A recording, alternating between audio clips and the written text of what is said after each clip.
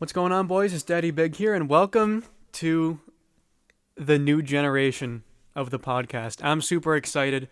You got me, and you want to introduce yourself, Lucas, for the first time for realsies? Hello, I'm Lucas. This is what I look like, and I forgot that we were doing this on camera until I got here. Yeah, this guy showed up, and he was like, "Whoa, what's all this light stuff for?" And I was like, "Dude, I told you we're filming with cameras." Yeah, I forgot.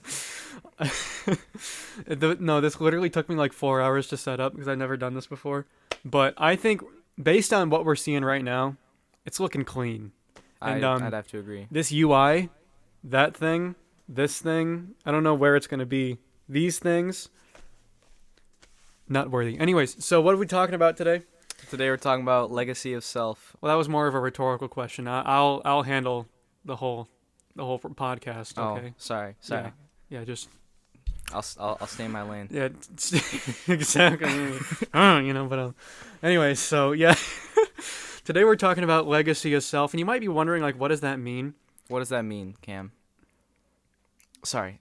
I'll let you explain. Yeah, just okay. I'll tell you when you can talk. Okay, we'll do it like that. So just,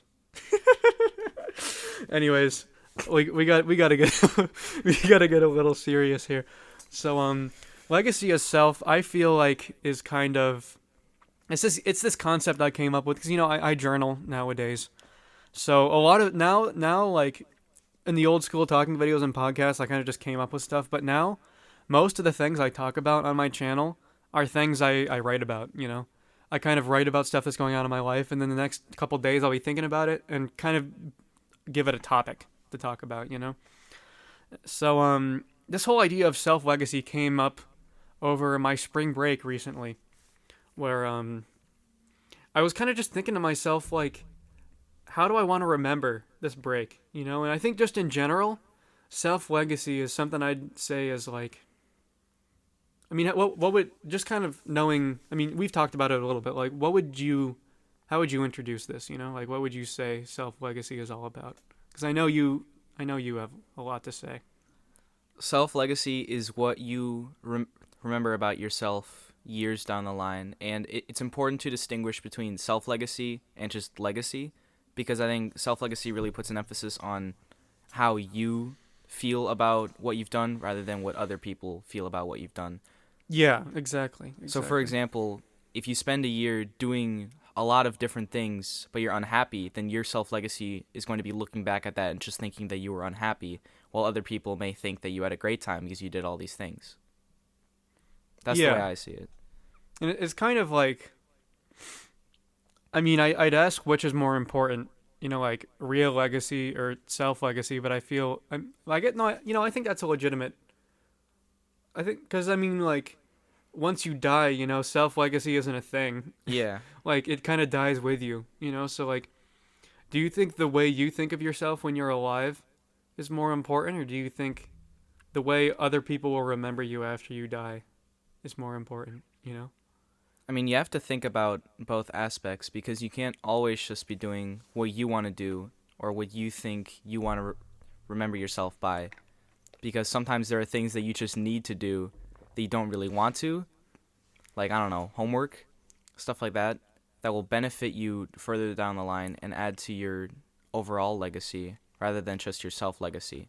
Yeah, I mean, like, if something, a more dramatic example, like, if you, like, if you have, like, a 9-to-5 job or something, or, like, I mean, for me, Jimmy John's, working at Jimmy John's doesn't really have a huge effect on how I feel about my life. If anything, I feel like I'd rather be doing other stuff. I'd rather not be, I'd rather have a job that, where I don't have to work at Jimmy John's all the time, When was the last time you worked at Jimmy John's? Hey, this isn't about me. but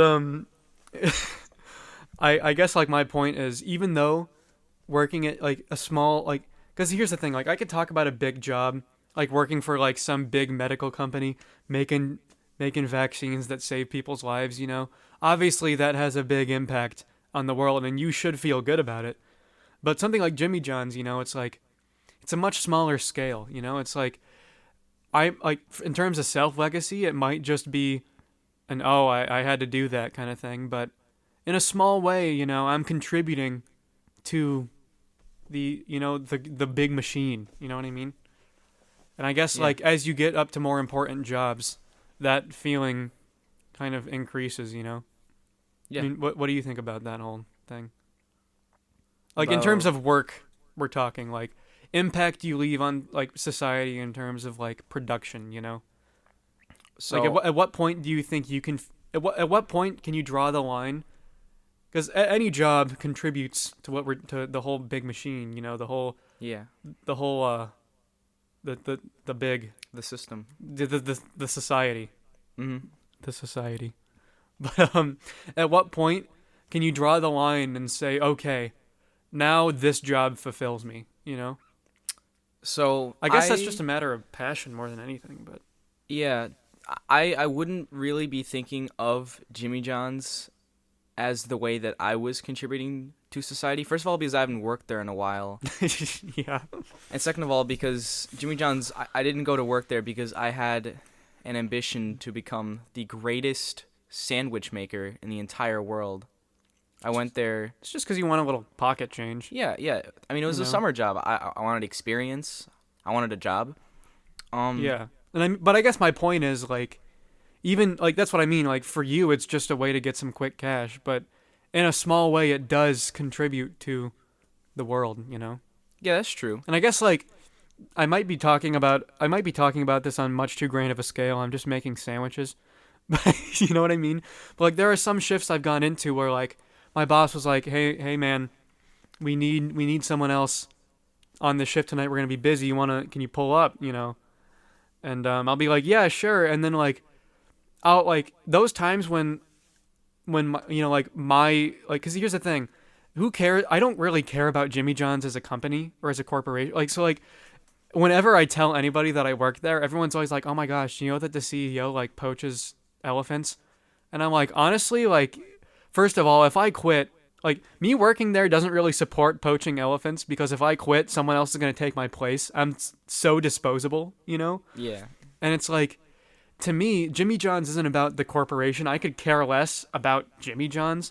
What I actually care about is like my store, and like my community and like my kind of like little family of my little dysfunctional Jimmy family. You know what I mean? Oh, absolutely. And like, so I guess I might be talking about this on way too grand of a scale because like the big machine, I don't really care about. I think what's more important is, the fact that I can go in to work a day and I can notice when I help. There have been some shifts in particular where I was called in to for some extra hands, and then like if I wasn't there, like it would have been a total mess. Because they didn't have enough people, but I was able to fill that last spot. So I guess for me, here's the thing, like in the grand scheme of things, it's hard to have an idea of self-legacy because like even though like yeah, I'm contributing to the company of Jimmy John's, again, the fact that it's me doesn't make a difference. I would be replaced. And I'm just one out of thousands or even millions or even billions depending on what scale we're talking about. But I guess like I can feel good about going into my store and seeing my coworkers and knowing that I made their lives a little easier for a day. You know what I mean? Yeah, I get what you mean. And So like I said, I guess it's all a matter of haven't- perspective in that case. I haven't really thought about that in a while, considering I haven't worked at Jimmy John's in a while. So the way that I've been thinking about my contribution to society or whatever is by the art that I produce and the activities that I participate in. So for example, I started doing forensics recently, and my way of contributing to what?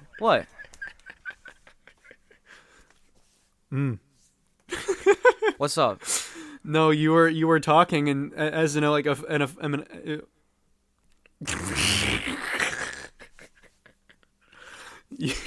like you were having a serious topic, and I just went So, go on. Ignore my dumbass. Okay.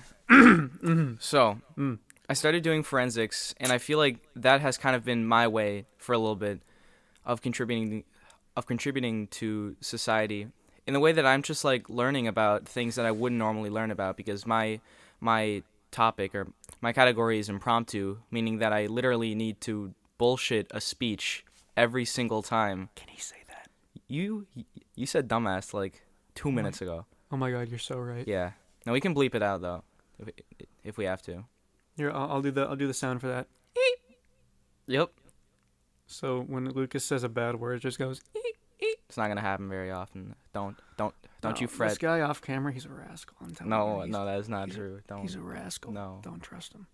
You know, speaking of Lucas being a rascal, right? What? So before we started, this guy, he gets over here for my podcast. He starts hijacking my intro, and before we even started filming, he was like, "Hey man, listen, I gotta go blow my nose. You know, I wanted your podcast. I gotta blow to my sound nose the best it could sound, so that I don't sound like, hey, camp, like that. So then he's like, I was just about to hit the record button, and this guy's like, oh my god, my glasses are dirty. So he makes me. I go upstairs, you know, I get an eyeglass. Okay, here's the thing. So all that's whatever, but I've been saying this for years, and no one else really seems to get it. But this is the eyeglass cloth, right? And well, I'll get it up to the camera. Tell me there is not an insane amount of sexual tension between these two individuals. Cam, that seems really inappropriate. You want to have adults on this podcast at some point. You're right. This. What if they go through your other ones? Don't see hey, this? you know, okay, so I guess Lucas is just spoiling my entire everything about my life today. But yeah, you know, we got big stuff. I'm doing some professional interviews, some actually important people. Yeah, emphasis on the actually important, unlike this clown, right? But here's the thing. I'll send you this episode that we did together, but browse the rest of my channel at your own risk, because you might lose some respect for me. Just a warning. Anyways, like, you can't tell me they're not banging. Come on. They got the eyes. Uh-huh. Yeah. Come on, man. Give me the... That's the perfect shade of Weezer blue, by the way. Kyla, if you're watching this. So tell me more about this forensics thing you're doing. Okay. So, like I was saying, I've been having to learn just a ton about random things, seemingly random things, because for each tournament, there's a different topic. Like, for example, the last topic was green. That was literally it, just the color green. So I started learning about, you know, the environment, because that's the first thing that I thought of. And one of the prompts was actually... I don't know if I'm allowed to, like, talk about the prompts. Probably not. Okay, so yeah. Be pretty non-specific with it, you know. But yeah, so I've just been learning... Oh my god, that's my foot. A ton of... Get your foot off. It is not that type of podcast, Cam. No, I was looking at my frame, because, you know, I got an ottoman and a couch here. I can put my legs up if I feel like. It's my podcast, you know what I mean? It's your podcast. It's my podcast. It's my podcast. But, you know, I was looking at but then I realized, you know... Get that out of here. Okay. That is vile. Sorry, I really keep interrupting you, man. I'm really sorry. I'm really sorry. You are not sorry in the slightest. I'm really sorry, man. You're trying to talk about self-legacy, and I'm just talking about feet. I'm just talking about my feet. Disgusting. And people on cloths having sex and just a bunch. I'm sorry, man. I'm sorry. Just. What do you want the self-legacy of this podcast to be? How do I want to look back on my life? Uh-huh. How do I want to look back on Daddy Big's Deliriums episode 25? Yeah. I'm going to look back on it and be like, man, that was funny. That's what I'm going to say. Because here's the thing, Lucas. Here's what I've learned, right? I used to trust my viewers. I used to be like, yeah, they'll be willing to sit through serious topics and, you know, all of that stuff. But, you know, at some point doing YouTube, you realize that you got to treat your general viewer base like they're, like, I wouldn't say human babies. I'd say goldfish. Because, like... Are you degrading everybody who has watched this video thus far like, if to a human goldfish? No, I'm just saying, like, when you're putting a video together, you have to realize that if your video's not, you know, like, nuts to butts action for, like, people can just click any other video, you know? No, that's true. It's got to be entertaining. So, you know, that's the great thing about having these things. Would it be entertaining if I used that microwave to heat up some hibachi from last night? What? Okay, Lucas, tell me. Okay, finish your friend. Let's talk about the podcast. Okay, Okay. let's talk about the video Okay. and tell me about you talking. Tell me about what? Tell you about me talking. Tell me about you talking.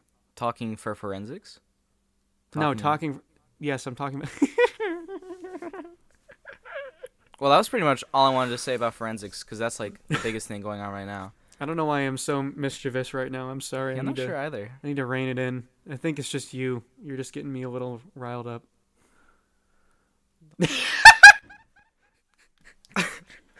Okay, so you actually made a good point on talking about Did I? how I want to look back on like my this video, but I think like my content in general, and I actually have a lot to say about that because I'm already at that point with my earliest stuff, you know. And I think like now's as good a time as ever to talk about it.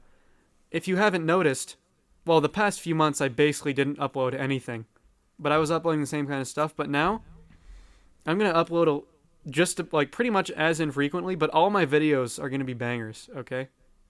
And here's the thing, like in my opinion, and the thing I realized is like looking back on my early content, like it was good, but I didn't spend that much time refining and editing it. I just kind of did it, you know.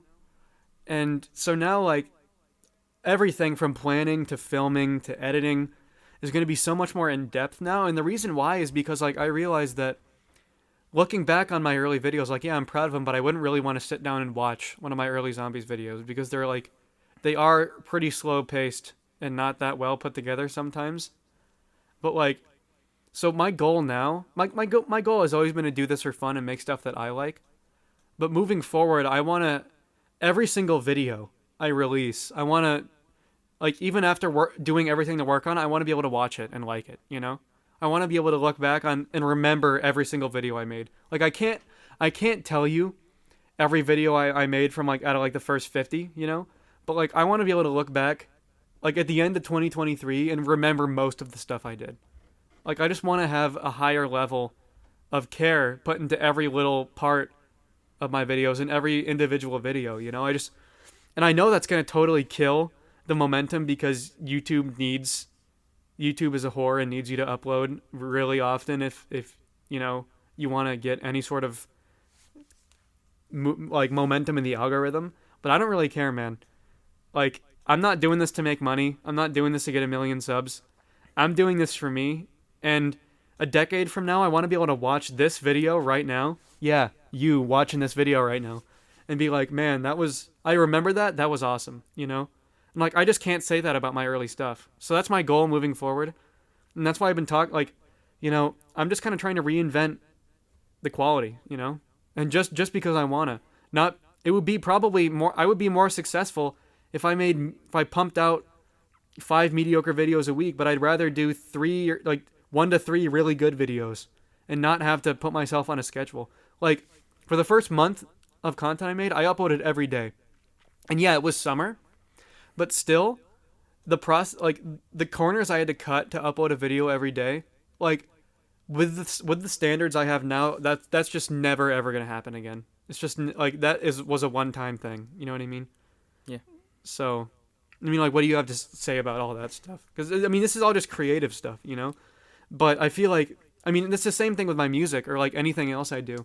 But I feel like with YouTube, like literally everything you do is still there, and you can see it's like every video is its own time capsule, you know. I mean, you've done plenty of YouTube and other stuff, so I mean, talk to me about your thoughts on this whole idea. So, with my first YouTube channel, the Lego YouTube channel, that was a time when I was also beginning to experiment with how much the channel was for me and how much it was for growing it, because at that point I really did want to grow it a lot. And there was a time where I would work on videos all weekend and pump out like 3 over that weekend. And that was all I did. And I'll be so stressed out about them once I'd like upload them and see the statistics rolling in. Those would directly dictate my happiness. You know, there are a few days where like a video would do very, very well and I'd be immensely happy. And then there'd be weeks where I'd upload video after video and they wouldn't be doing as well. And I would be super, really sad. Yeah, I totally get that. I mean, like, This is gonna seem like a goofy comparison at first, but hear me out. Super Smash Brothers Ultimate. All right. I see you're holding a notebook. Oh yeah, I had an idea. I'm gonna write it down. This is my hey. This is where all the video ideas are. Right. This is everything. I got. This is like I'm moving. Here's the thing. I also got a planner. Hey, now that I have a video, I can actually pull out this stuff. You keep talking for a second, all right? Okay. So I don't know where Cam's going right now. Knocking stuff over. Hey, don't even worry about it, man. But I think it'd be pretty funny. What are you doing? I think it'd be pretty funny if I took his notebook Hey! Showing off my pretty books. and began to read out video ideas. Hey, Lucas. This isn't video ideas. This is your science project. Hey, man, I want to show off my. Okay, hey. Am I allowed to No, drop? give me that back. Am I allowed to drop Young man, details about hey, the science this is project? No, that's confidential. It's okay. confidential. Hey, give me that. There's a lot of stuff. Young in here. man. Volume 1. Young man. Hey. A notebook. This is really cool. If only you guys could see more. Hey, Lucas, give me my shit back. Give me my. What if I just dropped the page to the camera? Lucas, you're a pussy. Okay. Wow, that was a really funny joke, taking my stuff, Lucas. Oh my god, you hear me laughing so hard. Here's your pencil. Now, here's the thing. Hey, give me that. What's in this one? Now that it's not like I couldn't do this before, but it seems like the podcast is an Okay. ideal time to do it because I'm not going to do this in the middle of a zombies video. This is my favorite pencil, a Faber-Castell Polymatic .7 black. Oh my god, this thing! I literally This have is just your classic, boring planner where Hey. you put down like water the garden on Lucas. Saturday. Lucas, and you're nothing else. really bothering me. Okay, do we need to talk? Hey, young man, This is his other notebook. It's got a lock on it. Lucas, give me that back. Come on now. I wonder what's in This part of the video was supposed to be 30 seconds long, and now you're making. You think you're funny? You're not. This is my podcast. I do think I'm funny. Okay. Can I have that back, young man? I can't figure out how to open it. Don't make me do this. Don't make me do this again. Don't make me do the dumb hand puppet thing. Okay? You should have hand puppets in all your videos. Okay. Anyways, before Lucas decided to be. Don't worry, I didn't find anything Yeah, this is empty. interesting But in his notebook. here's the thing. This is my journal. I'm almost done with it. This is my first journal. It's almost at the end. You can see the ribbons at the end here. Love this thing. This is gonna be my next journal. It's smaller, but it's just as pretty. This is another book I'm gonna be using for different writing. And this is my planner. Oh, I just knocked over my mic. Smaller but just as pretty. Sounds like my third wife. Dude, get Give your me own some. get your own damn personality, bro. Give Those me are my some. that's part of my brand. That's part of your brand. Yeah. Well, what does Jack always say? Art is. There's no originality in art. That's yeah, what there's he no that's originality in art. Dude, I can't. Dude, come on. Come on. Hey, sit down. All right. Oh my. I'm gonna be taking over the podcast, sitting on Cam's side Oh over my here. Hey guys, I'm Cam. Welcome back to Deliriums via Big Dude, Daddy. Dude, you are not What if we authorized to sit in What this if we chair. switch spots? That would be really funny, but it would also piss me off because you're being a bitch. Oh my god. Sorry, Dude. I'm sorry that Oh you my guys had to God. sit through his little notebook Oh my. unboxing Dude, this is my podcast. tutorial. Let's get back to the question at hand: self-legacy. Who is this guy? Who does he think he is? Cam, This was supposed to be a what do you serious think about podcast. And self-legacy? I derailed it a little bit, but I can do that because it's my podcast. And now you're trying. Now you're. I'm not allowed now to you derail think you're it. in charge, huh? I'm not allowed to derail it. Dude. What were we even talking? Like I was I was gonna talk about Smash Bros. Okay, I'm actually serious. But here's the thing, we were talking about how doing a lot of YouTube is super stressful, and when you spend a lot of time with YouTube and you get into the analytics, you can really you get really invested in it because you spend a lot of time in it, and then when you're It becomes When your like video- a self-fulfilling prophecy where it's just a cycle of checking the YouTube statistics. Yeah, and yeah, you- exactly. When the analytics are bad, you feel bad, It's because that's why, as a competitive Smash player, It's like when you spend a lot of time with the game, you know, like if you've been playing in one session for a long time, and like basically like when you lose as a competitive player, it can really suck, and like you can actually get like legitimately angry, you know? Oh yeah. And it's No, like, absolutely. and I feel I like don't it's the play same thing with Smash YouTube. Bros. Is it's like you get like you spend that much time with something, you get emotionally invested in it, but then once you walk away from it, it's like you realize that it just doesn't matter. You know what I mean? It's like with Smash Bros. It's like I've cried because of Smash Bros. Before, like losing big tournaments for my team, but then like a day later, okay, I'm still not over that one time or that other one time. But like unless it's like for a tournament, if you're just like playing online, like I'll get mad at like Richter players when I can't, like, and I'll play bad and I'll get mad, you know. Just, like basically I'll just do the whole competitive Smash routine of being angry and blaming others. But at the end of the day, like you realize that once you take a break, like it's not a big deal. And I feel like that's the same thing with YouTube. You know, it's like for me, like it's cool when videos do well, but that doesn't. And I guess this really is getting to the core of Self Legacy. Like it's cool when videos do well, but I just want to make stuff that I like. You know, and moving forward, like I was saying before, like I know, like my videos, like my channel is like has no momentum in the algorithm because of how little I've been uploading. And I'm not going to be uploading much more. I'll be uploading better stuff, but still, I don't see it really going anywhere. And that's okay. You know, I don't really care.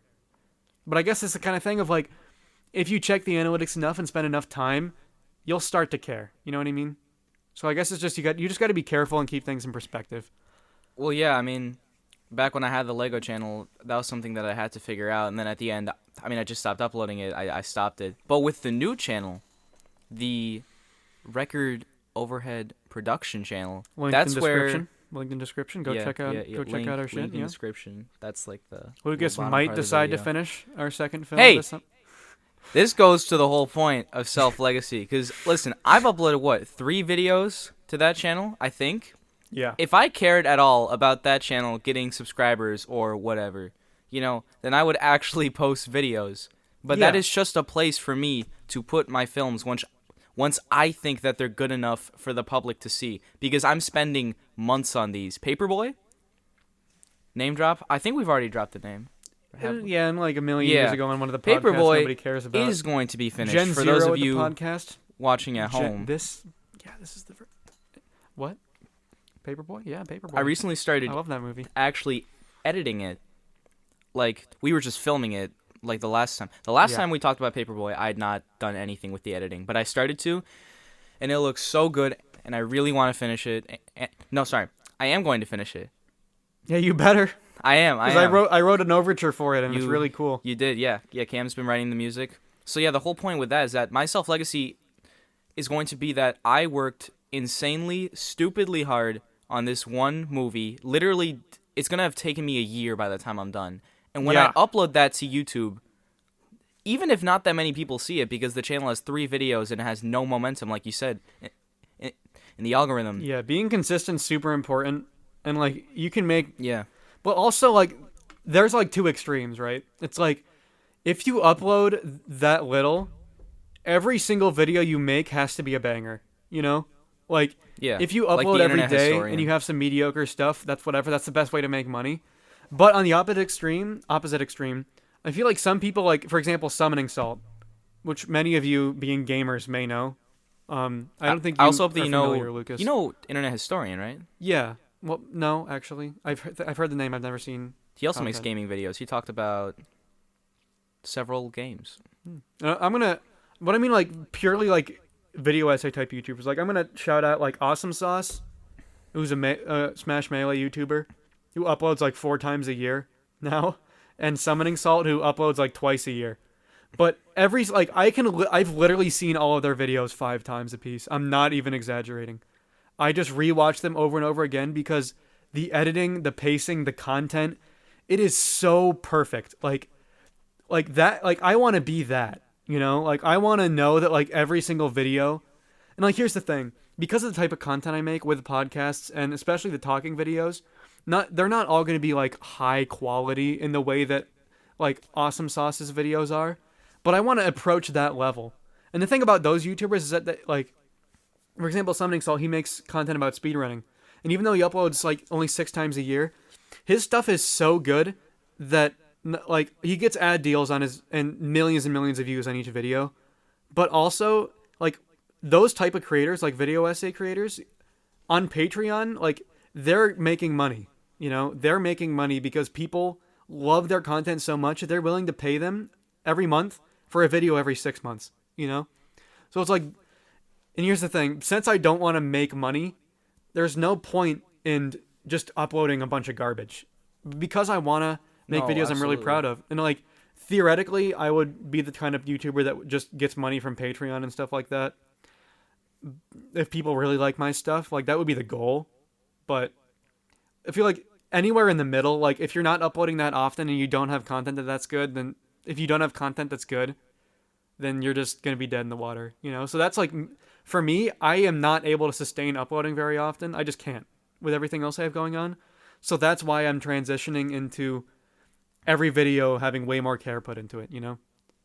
Yeah. So that's why my schedule has pretty much been thrown out the window.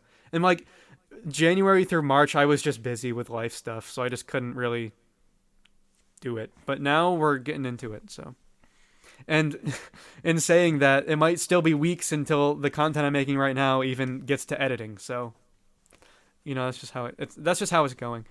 But I think it's great that we've talked a lot about this like creation stuff. But I was kind of I want to talk about the original like idea where this whole thing originally came from. Like, because we're talking about specific stuff, right? Like making something and how you feel about it later versus how other people feel about it. And that's one way to look at this, but I think we should talk about the other angle, which is like just in general. Like, I guess here's the question: like, how do you look back on yourself from 5 years ago? Just think about that, 5 years ago? God. You want me to go first? Because I know what I would Yeah. say. So, one thing about me is that, back like way back in the day, like in middle school and stuff, I had like a lot of little girlfriends that didn't really go anywhere because like I just got like I would just fall for people like middle schoolers do, and I had so looking back like I had a lot of little relationships that lasted like a couple weeks, a month, in some cases longer, like 6 months or so, but like I kind of had a bit of a reputation for getting around, not like in a bad way, but like people just knew like that, like if I became really good friends with a girl, there was a good chance I would fall for her, like back in the day, That doesn't happen anymore. No, I'm a committed man now, baby. Oh yeah, that's right. I'm done with all that searching. The menu, I put that away, Mm-hmm. which is a good feeling. And hey, I'm not bound by marriage yet, so I can still, who knows what's gonna happen. But I guess the point I'm making here, I'm not just saying this to flex because it's not a flex. I'm not like trying to say I get bitches. It's just like You just said it like just now. no, like seriously though, like what I mean, like yeah, I have had different relationships, but my point is not that girls are after me because that's really not the case. The point is just that I put myself out there and I wasn't afraid, and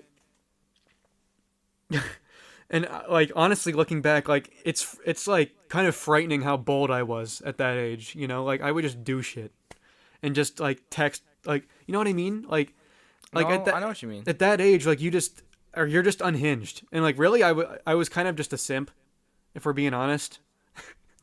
But you can all of us were at some point, okay, don't lie. It's a natural part of the maturing process. I genuinely No, think yeah. that No. that's yeah, like you're right. just the way you interact with girls, all the nice guy behavior, like that's something you have to get past in life. Like I genuinely think that.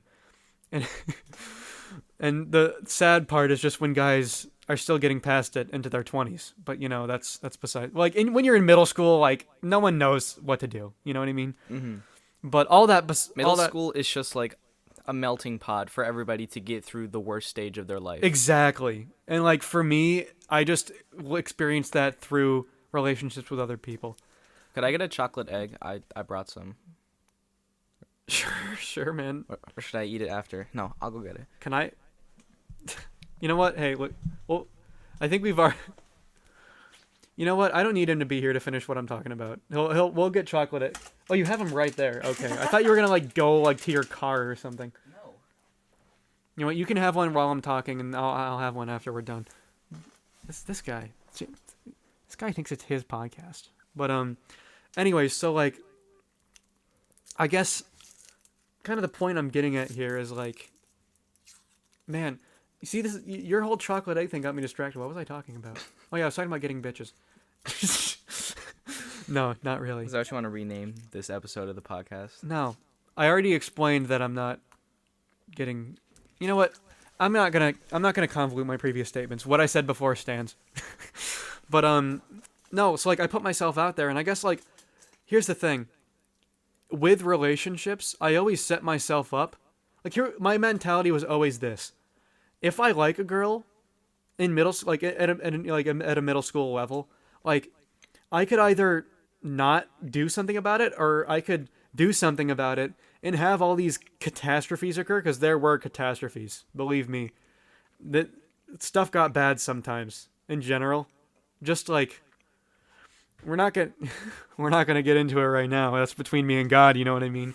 But like stuff went off the rails sometimes, and like it gave like putting myself out there put me through a lot more grief than I would have experienced otherwise.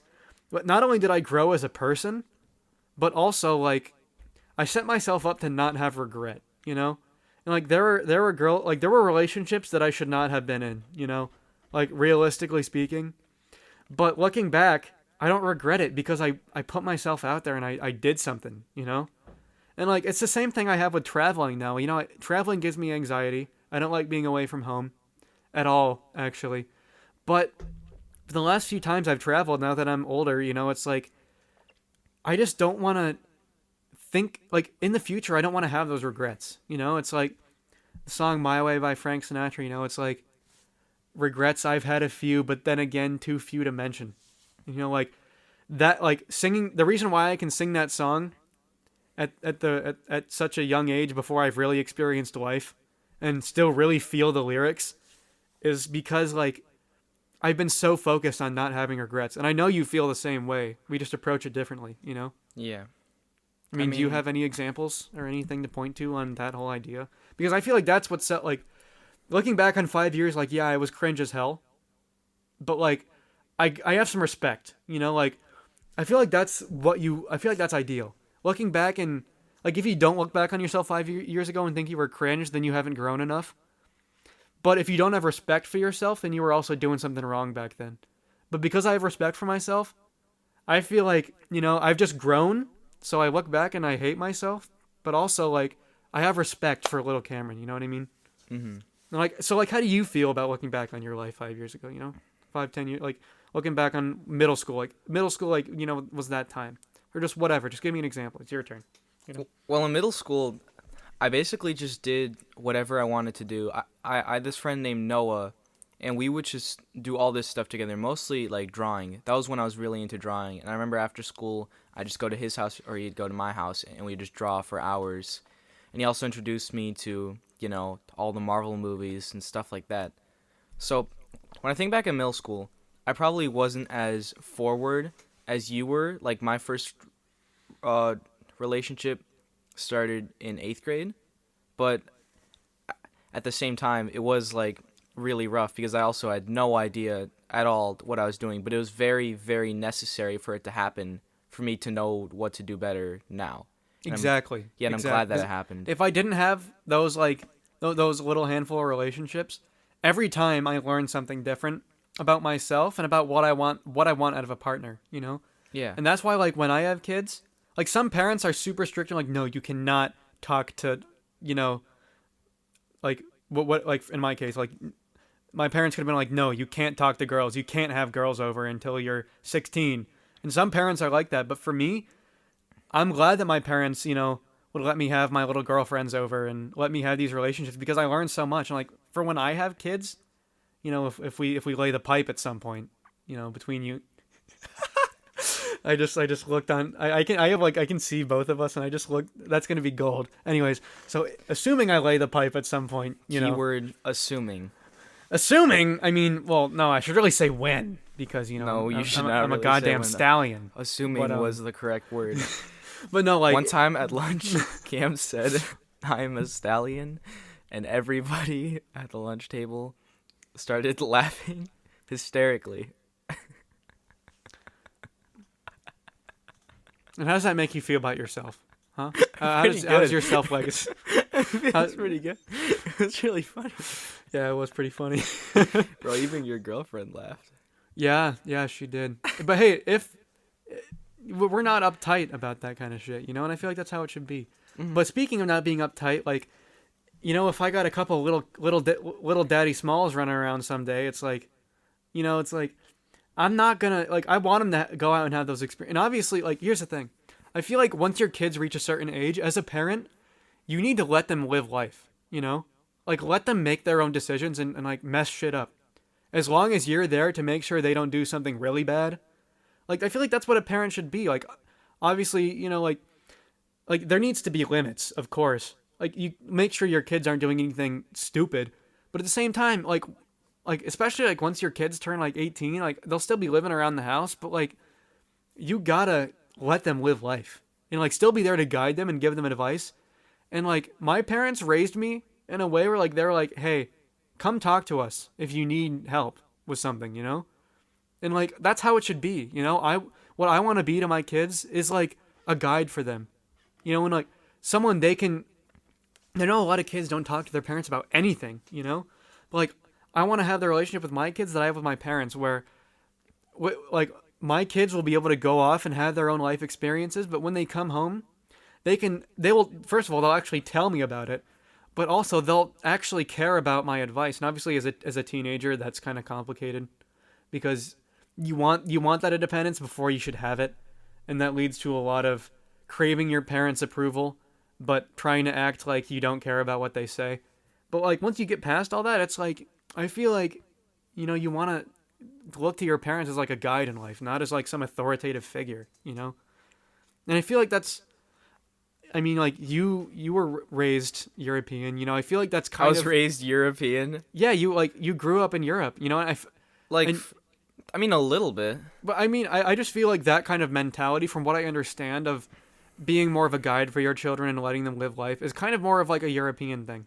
Is that just me? No, that's absolutely true. In Europe, especially on the playgrounds, they just let you do whatever the hell you want to do. They Yeah. had, okay, And it's like if you do something stupid, it's your fault and you got to pay the consequences. Yeah. And that's how you learn. in the American school system, if you want to ride a bike for physical education in middle school, it takes like 2 months just to fill out the safety forms and learn how to ride a bike. In Europe, they just gave you the bikes when you were in like second grade and sent you on your merry way, and they didn't even give you helmets or anything. Yeah. They were just like, here, just have fun, just do it, just do whatever you want to do. And they had those big, like, what are they called? Like those swings that go back and forth, those like big old bowl swings, and they just like put you on that. And I know so many kids who like broke their arms or legs or whatever, but that was how they learned. Like they were just having a good time. Yeah.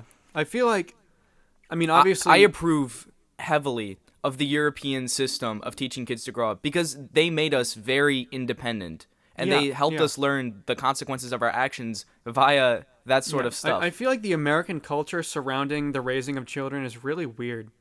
Like, it's just weird. And like, here's the thing: Yeah. I'm not the kind of person who like idolizes Europe as like the ideal society.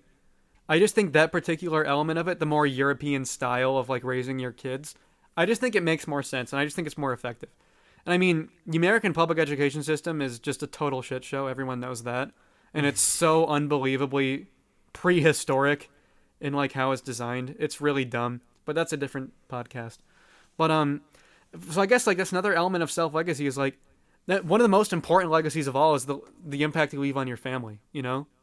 Like undeniably. Like my parents always tell me that like their marriage and children is like the most important thing in their life, and that they always tell me like once you get to that point in life you'll really understand, you know? And it's like I guess like I want to like once my kids get out of the house, you know, like I want to be able to look back and know that I raised them right, you know? And I guess yeah, that's just I hope my parents feel like that, because I feel like I they raised me pretty well.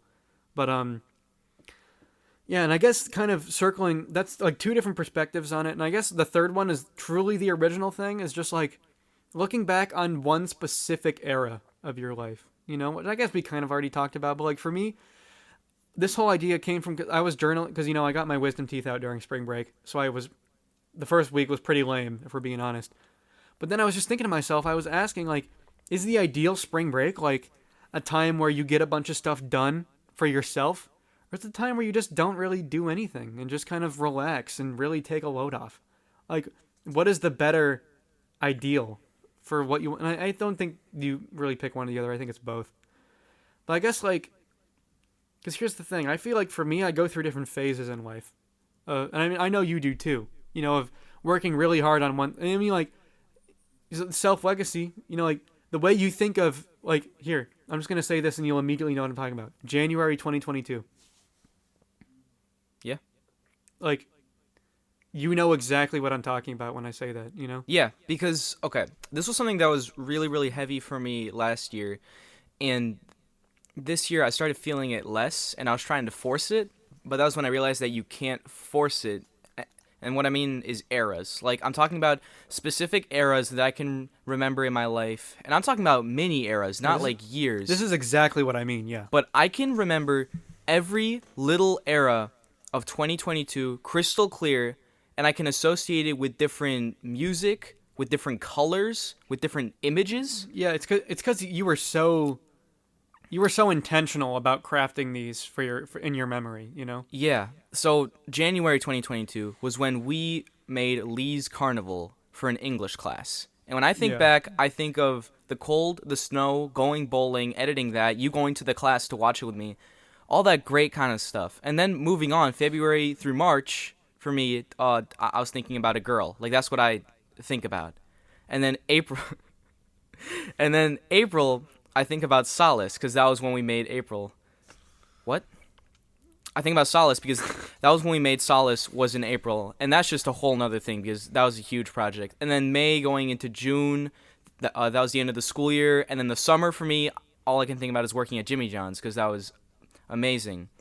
And then marching band started back up, and that was when the eras sort of started to fade out, mostly because I wasn't working on any big movies. But then there's still eras that I can remember of this year. Like, there was an era where I listened to a ton of like the first and second Coldplay albums, and then if I think back to those songs, I can remember those periods of going to school in the morning and getting into the swing of the second semester and stuff like that. Yeah, and that's like, for me, like, I feel like I've been, at the turning point, which this is kind of a weird, because like there's no exact point that it happens, but the turning point I've been having in my life recently of kind of like becoming an adult and doing stuff on my own more. It's like there's no distinct time you can say that happens. It's kind of just whenever you want it to.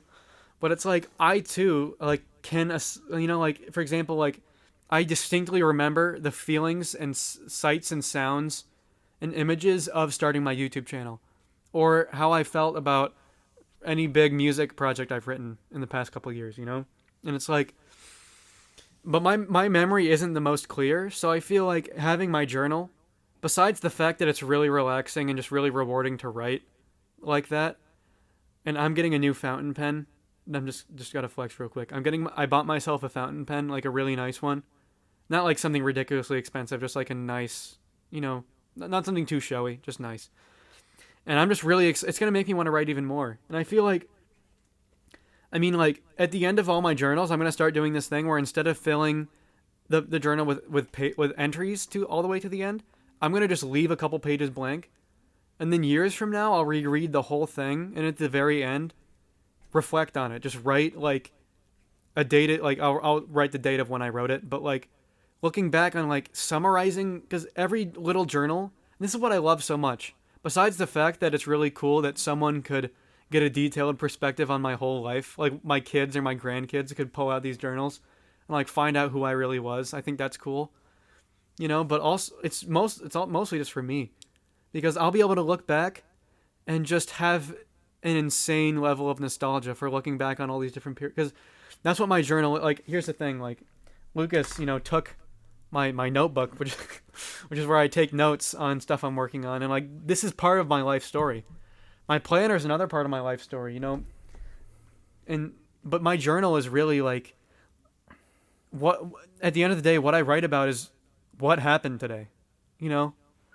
Yeah, And I started over to do the same over thing. time, that'll create a picture of what a week looks like, what a month looks like, and it's just I don't know, it's just so cool that I'm making history in written with my journals, you know.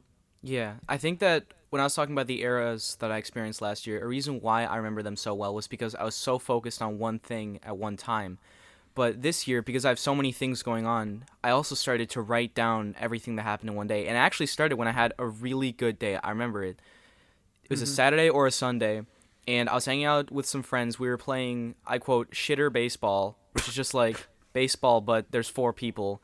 And then we watched a movie after. And it was just such a great time. I had an amazing time, and I just wanted to write that down. So I just opened up the notebook and wrote that down for that day. And ever since, this was like months ago, I've been writing down what I do every day. And that could be, usually it's like the specific clubs or activities I did that day. If I watch something or read something, I'll add that. And then I usually add 2 or 3 smaller details, things that I don't think I'll remember later, but that I want to remember. And those are usually like quotes from people or funny things that happened. So really, you are journaling because I think that's literally just what I do. So Yeah, you are but for me, journaling now. for me, it's just like bullet points because Yeah, I don't want to do any more than that. But when I go that's back, cool. That's cool though, because yeah, although it might be less artful, because like I try to make everything I write in these personal journals artistic. Like oh, this, like that's why I get journals that look so pretty, is because it makes it really personal. You know. mine's And like kind of like every the single opposite. so like here's the thing my notebook, I don't know if I'm going to end up continuing using this exact thing, but for when I take notes on what I'm working on, like YouTube and music, I just want it to be a blank sheet. And like here, I'll show you some pages. Like these lines are really small, you know, and I only write in here with pencil, and the pages are really thin because this is just all about efficiency. Like this is hundreds more pages than what would fit in the same size journal, because the journal is thick paper with much softer, bigger lines, and the paper can hold ink. And even though I've been writing mostly with pencil because I've been waiting for a long time on getting my fountain pens, what I'm gonna do is I'm gonna keep writing my planners and my notebooks in pencil, and it's just gonna be efficient. I'm just gonna write stuff down. But in my journals, you know, having these really pretty books with really artistic, slowly written cursive in these different pretty ink colors, like it's I'm making it like a work of art, something that is super personal, you know.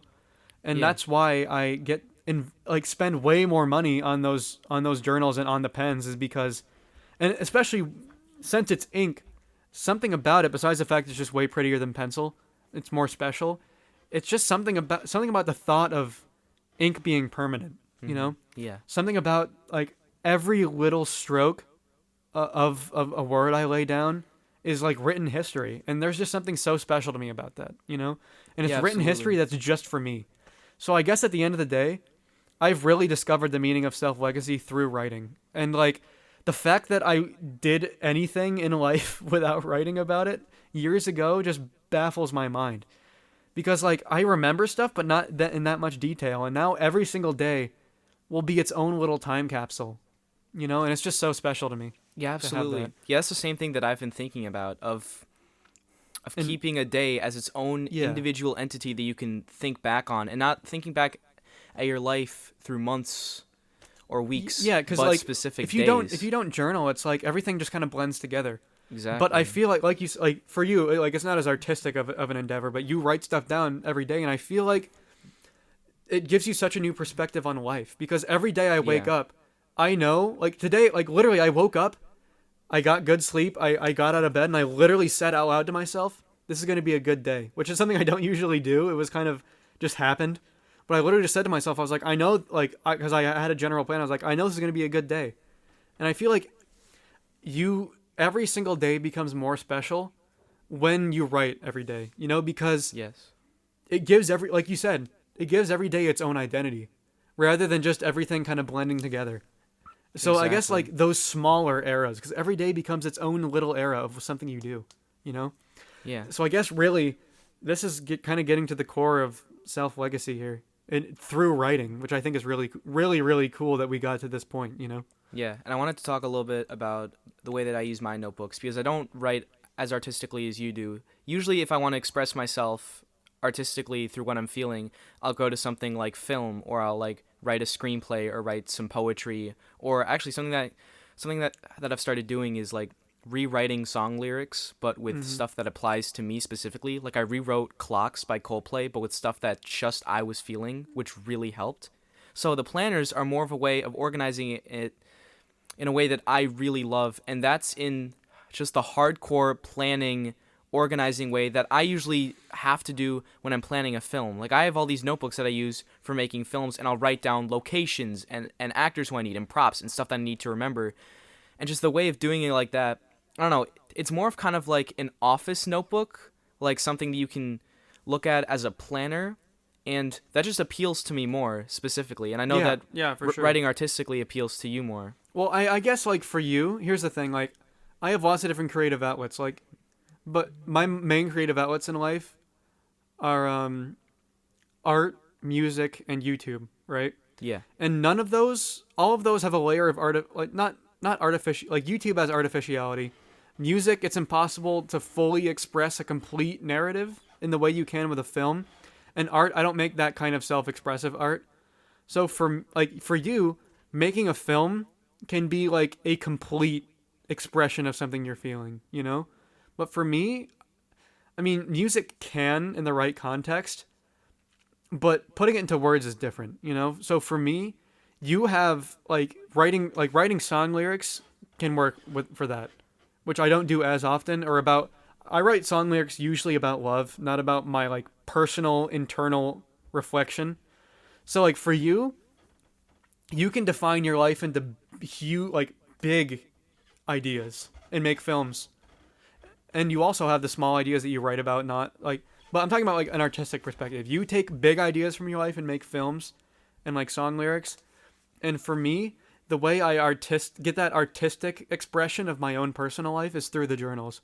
And I think that is the core of why I make them so personal and artistic, is because as an artist, I crave that way to have an artistic expression for different things in my life, and for my own like tiny thoughts, a journal is the only way I can really accomplish that. And you can take bigger thoughts and really truly fully in a way that is masked, you know? Like in a Yeah. film, like you're expressing yourself through another character basically. If that's Yeah. the way you write a film. And that still is a release, but for me, I don't really have that, so that's why I think I artistically express myself through writing, you know? Yeah, that makes sense. And bringing it back full circle, I'd like to talk about what I started with, um, impromptu in forensics, because when I started doing forensics, I sought out. My goal is to not put myself into some sort of impromptu formula where I'm not having fun with it because I'm just trying to pump out the best speeches I can to win and learning about stuff that I don't really care about. When I prepare for tournaments, I watch movies that relate to the topic that interest me. For example, for one of the tournaments, I watched Lady Bird and Lost in Translation because I was really interested in those movies, and they were pretty good movies, especially Lady Bird. And for the last tournament, I read more of this book that I was reading called Annihilation because I wanted to read it. And then that also lets me put myself into my speeches, which makes me care about it more, and that usually allows me to appeal to the audience more because what I'm Yeah, saying I actually care about. yeah. Also, whenever I have to research people, because I research people all the time, I always think about people that I want to research. For example, I researched Sam Raimi, the Spider-Man director, and the actor James Caan, who played Sonny in The Godfather. That's like the basic spark notes of both of those people, who did a lot more and are known for a lot more. But those kind of people fascinate me because they relate to film. And I think, I mean, I never actually did forensics, but I had been signed up for the impromptu team, and I kind of dipped. yeah, you did kind of dip. I mean, But I feel no, like I honestly, you would have talked about like no, I would have been music. good at it. I probably should have stuck with it, honestly. And like, here's the thing. I It's always originally next wanted year. to do a more long form, like informative or oratory, which basically means like you write a speech and you have to actually practice it. But honestly, I've been thinking about going back into forensics for fun while I still have the chance to. And honestly, I think I would do impromptu. And Yeah. the thing that turned me off is because the coaches said we would need to talk about political stuff, which I don't think is really true. Um, But yeah, it's I it's know not like super true. Like, it's good to be updated on at least one or two political events, but yeah, that's not the major part. You can always talk about what interests you the most because that will put your passion into the speech. Like, I know and somebody, I'm not gonna name drop, who also does impromptu, and he always talks about jazz or composers because he loves that. yeah. I mean, that's Jack, Yeah, right? that's Jack. He's on the podcast. He's a character. Yeah, You yeah, can that's what I talk was about referring you can to. talk about him. Yeah, yeah. But So that's what Jack does, and we do impromptu together. I yeah, usually but talk so about movie stuff. He talks about jazz stuff, and that helps our speeches. yeah, so I didn't realize this, but like the crazy thing is at the time the coaches were right. You know, putting me in impromptu was the best place for me. But I was like, ew, I want to do oratory, you know. But if I did it again, like I realized that they were really smart in putting me in that because they know that I have a lot of passions that I will be able to talk about like that, you know. Yeah, So I honestly like, and that would because here's the thing with impromptu, you just need to have a life. That you and since I have a YouTube channel, I know how to talk. Like all my talking videos are improv. This is improv. I just sit down and talk, and that's what it would just be that for 5 minutes. So honestly, also, doing impromptu, if you're watching this and you have some way to do impromptu for forensics, it helps with school speeches so much. One time for a school speech, I didn't do anything to practice, but because I'd done impromptu, I showed up and gave a speech and got an A on it. no, like, but here's the thing though, like, forensics is like, although forensics, the only reason I would do it is to hang out with my friends and because it would be fun. Because here's the thing, the reason why I don't do that many extracurriculars is because I do stuff for myself. Like, yeah, I could do impromptu on a forensics team, but I do impromptu on my YouTube channel. You know, I Yeah. still, even though it's not structured and coached, I don't need that, you know? I still have learned so much about speaking through this channel. It might not seem like it to you guys, but I mean, like, and here's the thing, like, like doing a project, like, again, I know YouTube isn't really taken that seriously among like with anybody in terms of like a real job. Like no one cares. You know, like if you tell someone you're a YouTuber, it's basically a big joke. Especially the in-laws. Don't even get me started on that. But Have you told your in-laws that you're a no. that you're a YouTuber? No, that would be really bad. Could I get another chocolate egg? Yeah. Yeah, man. Go get your chocolate. but but no, like I guess like my point is like the reason why I never needed to do a bunch of extra music or speaking or any of that stuff in formal like teams is because like I can do it for myself, you know? And like I said, I have learned so much by doing this channel. And it might not seem like it, but I have, you know? So like but you know, I guess we should probably wrap it up. So if there's anything else final you want to say, go ahead, but I think we hit everything. I think we hit all the stuff. Like genuinely, I think we had some great points we talked about. So any closing remarks from you, Lucas? Yeah, I agree. Also, happy Easter, by the way. That's when we're This is going to be going up way past Easter. That's but why yeah. I have my Easter egg. Yeah, that is why. Thank you. So tying it back to what are we talking about? Self Sorry. legacy. Legacy of self. Legacy of self. That sounds cooler. It's literally You know the what? exact same thing. English teachers and their active voice. Inactive voice can be cool, okay? Shut the f up. Anyways, Lucas, keep going. I think that speech, like what we were just talking about, the art of talking and expressing yourself just through talking or through writing, those are the most important and, I don't know, those are the simplest forms of self-legacy because you will literally be remembered by what you say and what you write. Because those two things are what translate into other forms of art. And I mean, writing, that could be painting or whatever. It could be Yeah. writing a screenplay for a movie. It could be writing music. And what you say just adds a layer on top of that. So I guess it just boils down to that. You know, I'll take that a step further. I feel like if we you know, I guess like at the beginning of the video we said let's define self-legacy, and I think we can have a totally different thing to say now. I think for me, the truest, purest form of self-legacy is what you do when people aren't watching. You know, like last night. Here's the thing: what I wrote about in my journal last night, I'll share it. You know, last night it was late. It was like past 10 o'clock p.m. and I usually go to bed by then. And I was like, dude, I really want to play Terraria right now, like really bad. So I was like, you know what? I'm just gonna do it. And I stayed up until like 11 just playing my game. And I was just alone. Like the times that I am like most deeply happy, I just like that when I'm sitting at my desk, you know, with like some lemon oil scent, in my pajamas and fuzzy socks, just playing a game just because I want to, just playing one of my favorite games, and then writing about it, and then going to bed. That experience. That was way past your bedtime though. 11. I know, seriously, but in all honesty, like no one was watching, and that has no effect on my life. You know, it was just something for me. And That is what makes me happiest is when I do stuff that's just for me. And that's why I don't do that many extracurriculars and why I leave so much time in the day to go on walks and take a shower and really cook for myself is because I want to feel, I want to, you know, live life taking care of myself and feeling. And that for me is what self-legacy is. Because everything else, that's for other... Everything else, that's for other people. Everything else you do, writing music, other people care about that. But the stuff I do just for me, that is really what makes me the happiest. And I think at the end of the day, I won't get into it, but a lot of stuff in my life I have learned recently has pointed to that conclusion. That doing stuff just for myself is what makes me happiest, not for other people. As you know, like I still do like this YouTube. Again, that might seem counterintuitive. I still do stuff for other people, but what makes me really happiest is when it's just for me. And I think through talking to you now, that's what I've learned about the idea of self-legacy is that when I do stuff just for me, that's what I love the most. And that's what means the most to me out of life.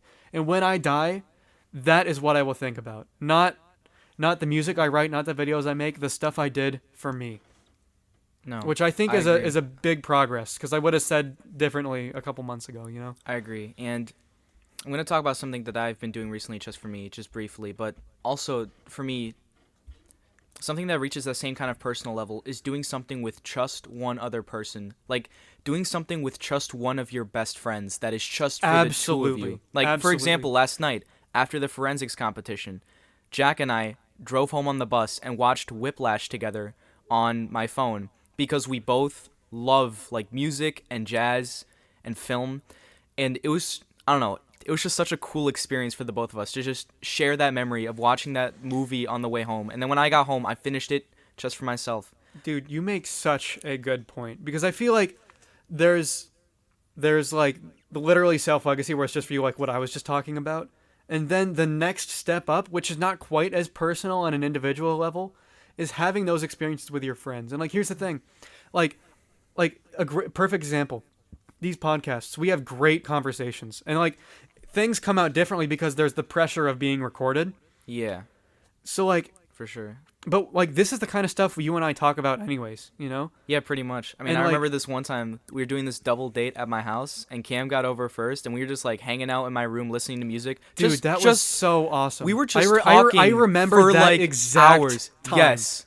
And then like our girlfriend showed up and we were like, Oh man, now we gotta deal with these bitches, dude. But no, like I'm so, and like here's the thing, you think about your friends more than I do. Like I care about my friends so much, but I focus more on myself. I think, like, which like, is true- okay. Because Yeah, but I think you focus, like you take less care of yourself and focus more on taking care of your friendships. And I think we both still take good care of ourselves and our friendships. But I think like you off, like again, I never would have said that, but you saying it now, like yeah, like for example, like a couple days ago, Friday, recording this on Easter Sunday, Good Friday, you know, I went on a walk with one of my friends and no cameras, no microphones, no big deal, but it was, and like, you know, like just hanging out with one of the people, and that's the difference for me between like friends and really close friends is this feeling of no effort put into it. There's no pressure. It's really personal and really, really, you know, it's just, and that's to me as a best friend is when I can have these personal self-legacy type experiences with them. And like with that person, just going on a walk with them, just talking about whatever, and just seeing them, just makes me so happy. And then, just at the end of it, just sharing a hug and going on our separate ways, like that. Like again, it's not truly individual at a personal level, but it's so personal that it's basically the same thing. I agree. And yeah, like again, I wrote about that in my journal, so like it's the same kind of experience. And I think you would just focus on that more than I would focus on truly individual experiences. But I'm really glad you mentioned that because yeah, that too for me is really important. And more like now, like I'm not gonna really talk about it, but now that I've changed my priorities in life, I'm going to spend more time for myself, but also I am spending so much more time focusing on and here's the thing, especially like in making content with my friends, like, what are you doing, man? It's cool. It makes you look all funny. No, yeah, wait, you're right. But I'm like, yeah, it's so great to have this stuff as a solid thing to look back on.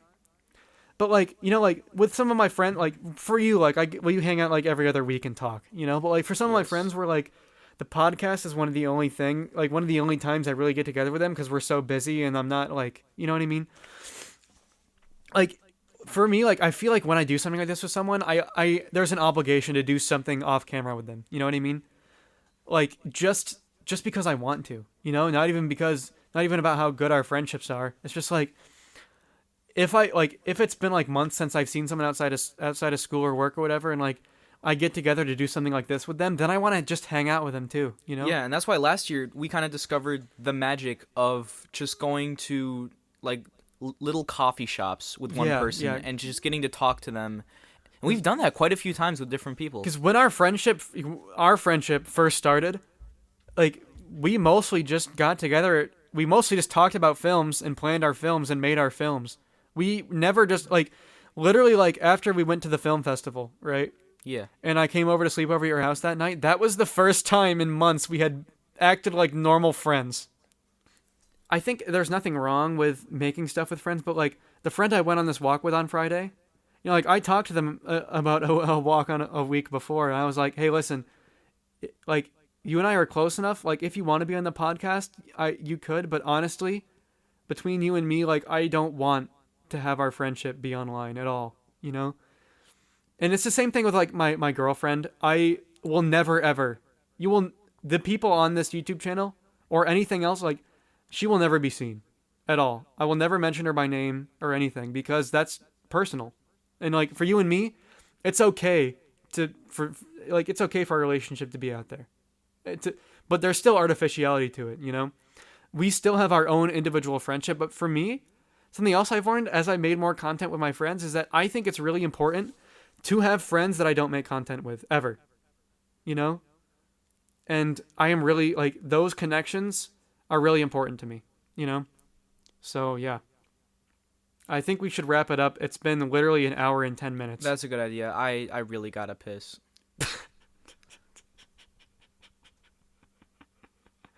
You know what, man? So true. All right. Well, thanks for being on my podcast, really Cam. Daddy Big's Deliriums. Dude, it is an honor to have you on the show. This joke is not funny. Like, what is your goal? I'm going to go to the bathroom now. You know what? Go take. Okay, get out of here. Go take a piss. I'll wrap it up. Unless you want me to stay. Dude, what is your deal? You think this is your podcast? It is my podcast. All right, well, thanks for tuning into my podcast, boys. I'll leave links to our the film channel in the description, and thank you for watching. Lucas will be back one-on-one. Don't even worry about it. And the podcast, I have huge stuff planned. All right, if you think this video was good, just wait. We got. Here's the thing. All my podcasts before were purely philosophical one-on-ones. We're gonna have that. We're gonna have comedy. We're gonna have professional interviews. We're gonna have group podcasts with more than 2 people. I am so excited about the production. And I know the podcast on the channel has had basically no exposure, like literally nobody cares, but I care. And guess what? Self-legacy, baby. I care, and that's what matters, all right? So I really don't care if only 5 of you watch this shit every week. I am going to be putting 100% pedal to the metal, nuts to butts action on this podcast, and it's going to be amazing. So thank you for watching, and next week or maybe the week after, depending on how much I edit, we'll be banging, we'll be piping. So see you then. Well, thank you again for Lucas. watching That was my the podcast. outro. That was the outro, And it's done. Okay. Thank you. No, Cameron, we're done. The outro was. I finished the outro. Okay, you're done. You're done. Is that it? Are we? Okay, I'm gonna go take a piss. You ruined my outro. Now it's just awkward. Now it's just gonna. Now I have to cut it out before the sound of him pissing. Okay. You know what? Thanks for watching, boys. I'll see you in the next one.